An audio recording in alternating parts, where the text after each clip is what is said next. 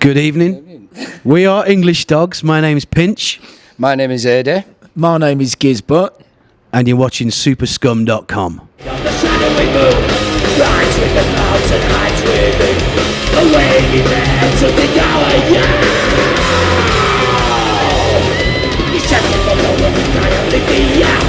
The vampire being is now showing me throughout the ages to the long dust. All the team are tearing the brain.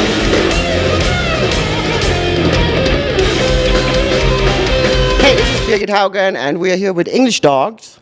Hi. Hey. Tour a week in. How has it been going so far? Fantastic. It's a cracking lineup. It's what we tried to do initially when we first started.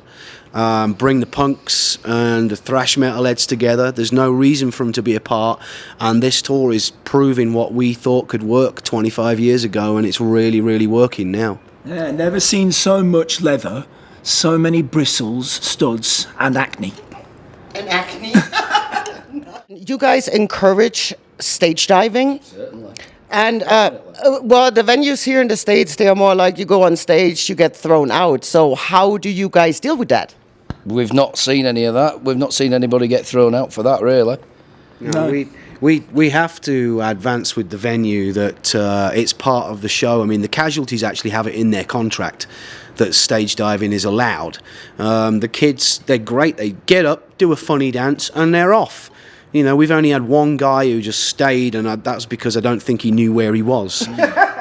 You know, yeah. I think he thought he was on, like, you know, Strictly Come Dancing or something like that. But no, that's what they do. They get up, they make their point, and they're off. And it's great. Nice. We encourage it. Yeah, I mean, you know, they've paid for the tickets, so as far as It's we're just a bit concerned, of fun, they're allowed you know. to get up and do that. You know, it's part of their fun, part of their evening.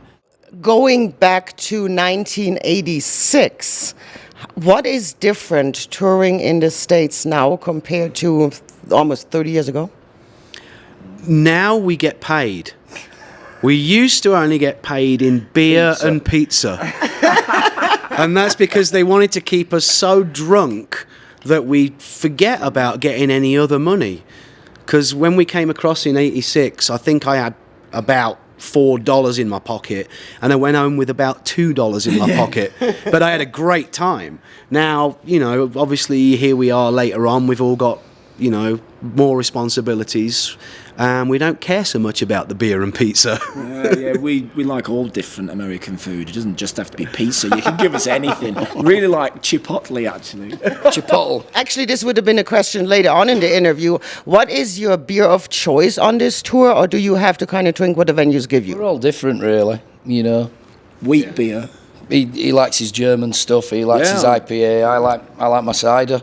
But the Americans are doing you know. some fantastic beers now. Yeah, the microbrew explosion in the United States now is incredible.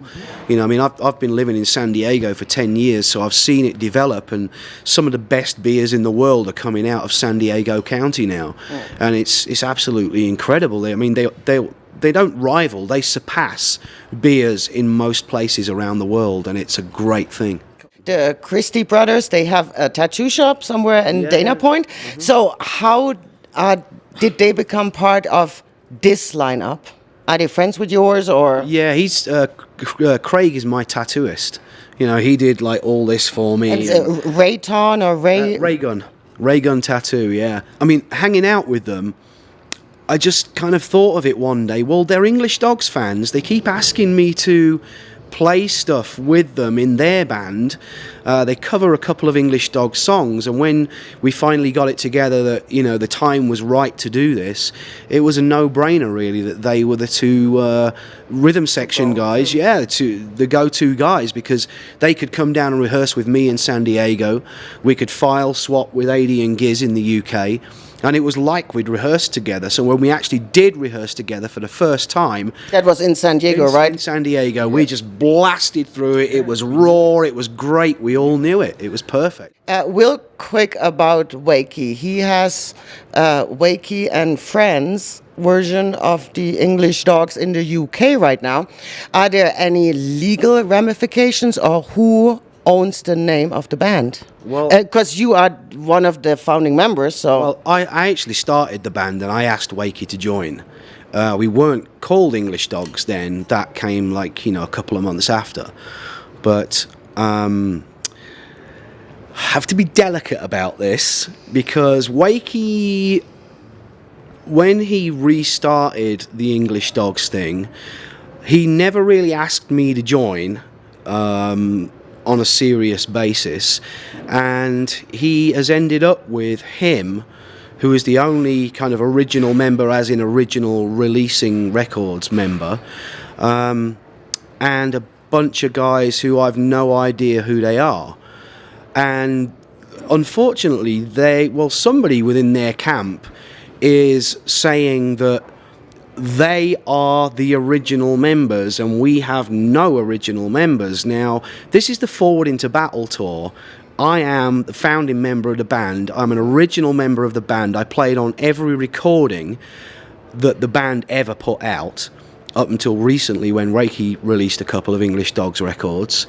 So it's unfortunate that they feel the need. I mean, I guess they must feel threatened or something, because I've got 3/5 of the lineup that did Forward into Battle, and we're doing the Forward into Battle tour, playing Forward into Battle songs. Yeah. The band is a story of two bands, really. There was the early punk English Dogs, where Wakey left that. We rekindled the band's career and took it to a new level, had more success with that than the original English Dogs did.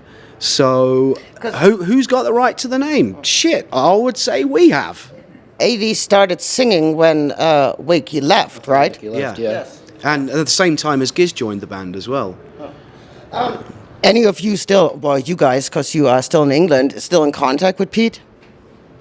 No. No. I am. He was You are? He was the best man at my wedding. We were great friends. Yeah, I would say we still are great friends. But there is a certain side of Wakey that comes out / came out that was very unpleasant, and he really needs to address how he treats his friends before he loses every single one of them. It's a shame, but that's the reality, that's the truth. He's a fantastic, eccentric guy, one of life's genuine natural lunatics. And, absolutely incredible performer, but he needs to check his attitude about a lot of things towards people who were close friends. That's all I can say. Now, over the years, since you've been living in San Diego for 10 years, have you stayed in contact with the rest?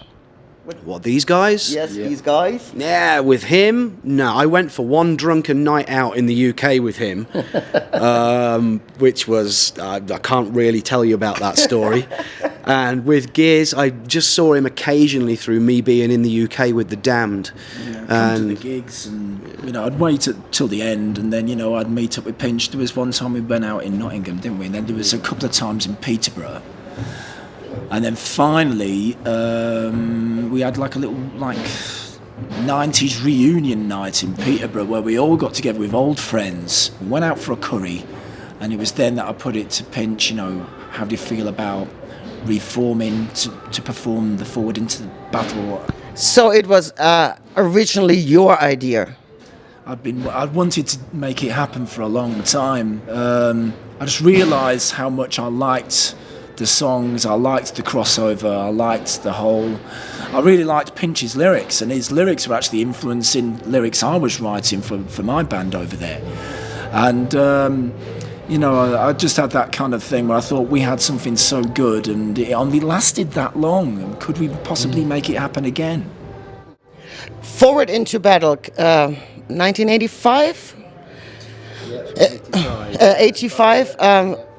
What were your major musical influences back then?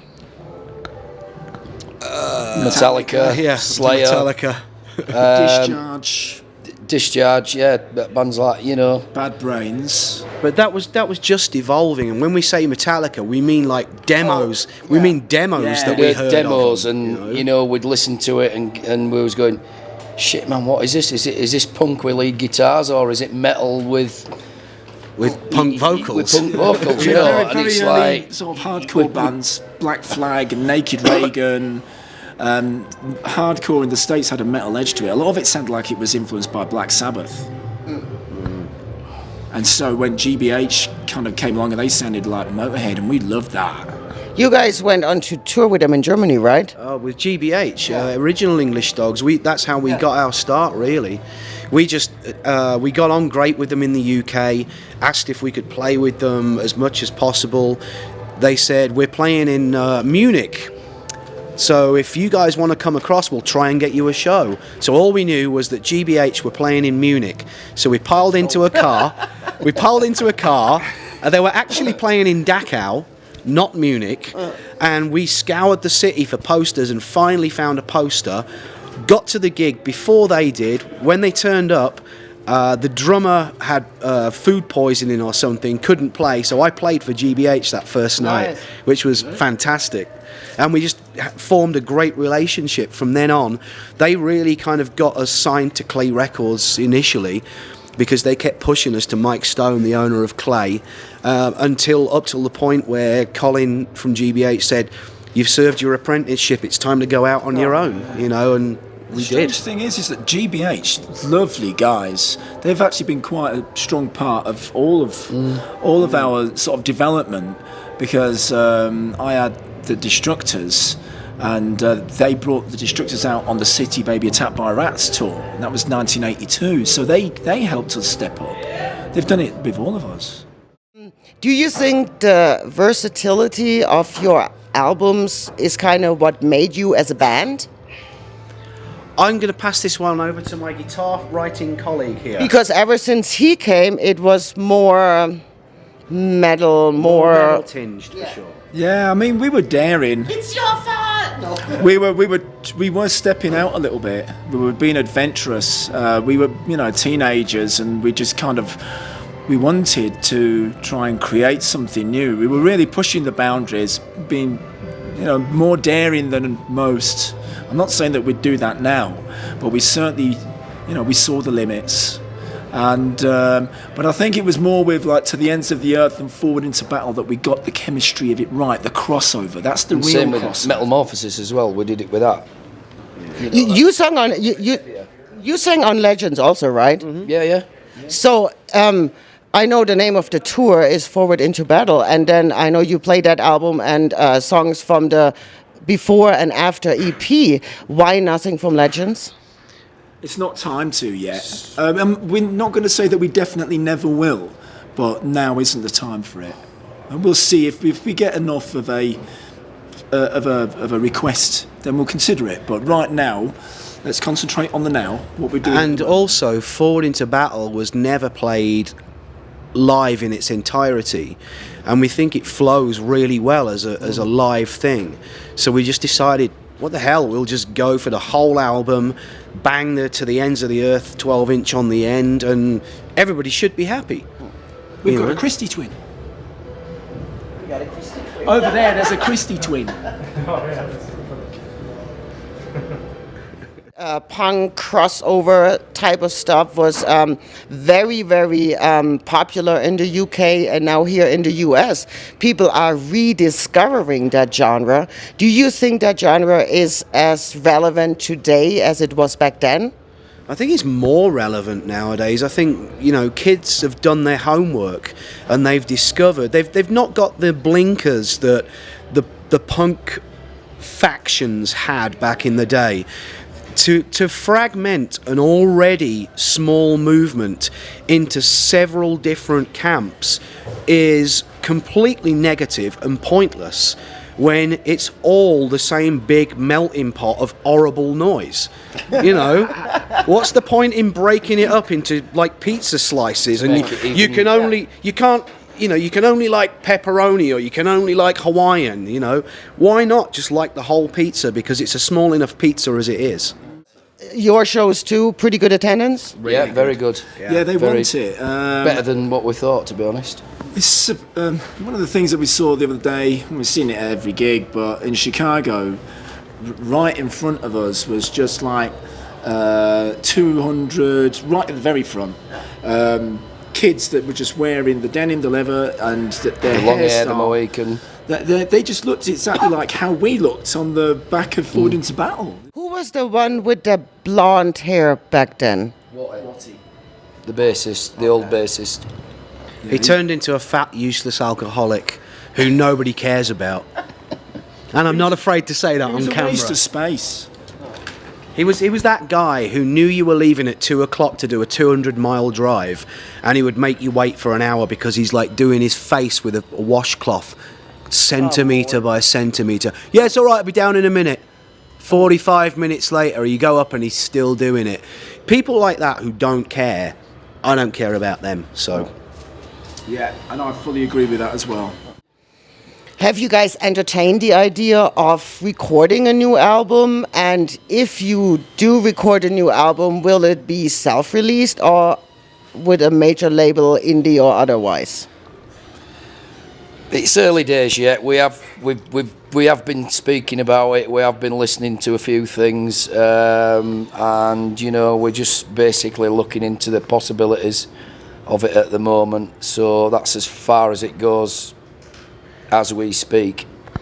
But you guys already started to put down some stuff at home on Pro Tools or... We're starting. That's for us to know. Yes, and yes. Been And... listening to a few things, you know. Yeah. The ideas are churning. Yeah, there's no reason not to do it because we've all got home studios. It won't cost anything to do it. If we can deliver a product to a label, even if we use it, the label just as a pure distribution company, then why not? And you know, next week, I can't say anything about it yet, but we've got some big news coming next week that we can't talk about now until things are inked. But See the carrot dangling. Yeah. Sorry, yeah. can't say anything, but it's great news for English Dogs. Yeah. English Dogs Forward into Battle lineup. And last night, you know, we did have a little bit of a kind of idea brewing session. You know, we came out with some, we all got together. That's one of the things as well, you know, if we do another album or whatever, another EP or another single or whatever, we're going to do it together. Yes. We're all Definitely, going to yeah. be responsible for it. Now, before, were you responsible for the vocals? Or for the lyrics? No, we all contributed on Forward into Battle, all the three of us. Pinch wrote the lion's share of the lyrics. I mean, I he's got a style which is, you know, really fits with that Forward into Battle sort of style. I think when you read one of Pinch's lyrics, you sort of, if you read the whole album, you better suss out which is his and which isn't. Right. And you know, I contributed a couple, Giz contributed a couple. We all sort of did it together, really. That's what band means, right? Yep. Bunch of friends who look after each other and do shit together. What kept you going after, you know, way beyond your 40s to still entertain the masses, to still go out and be on the road? Still love the music. That's, you know, that's my answer. Still love the music, still love what it's all about. I've seen some highs and I've seen some fucking lows, but you know, I'm just absolutely thankful that I'm here. You know? I've been fortunate enough to be working in music production my whole life. And there's a lot of different facets of music production. It's not just sitting behind a drum set. You know, there's a million ways you can earn money within the music industry if you go through life with a smile on your face and you do the best you can at whatever you do. And if you can get employment from that, then fair play to you, because I tell you what, it beats fucking digging holes. What's next for you after this tour? You guys go back to England, you go back to San Diego? Yes, I'm looking forward to some time off because I've been pretty much full-time since last August on the road, like all around the world. So I want to do almost nothing, as little as I can possibly get away with for 1 month. Oh, Lord. And then I've got a bunch more stuff with the Damned in the summer, and we'll be working out. With that big surprise that is coming The out big next surprise is week. coming. We'll know further where we're going after that news is announced, and hopefully do some recording together and just further this, you know. Cool. Words to your fans. Get in touch. Get out from behind the computer, come and see a live show, stop masturbating so much, even though it's so enjoyable, I know, and buy a t-shirt, because that's the only way we can eat. Stay in touch, everyone. It's dead easy. We're only a Facebook click away. Look for it. English Dogs Forward into Battle. Come and join us. Adi can't speak on account of the fact that he's a bald northern twat. It's lovable. And you're so right. Never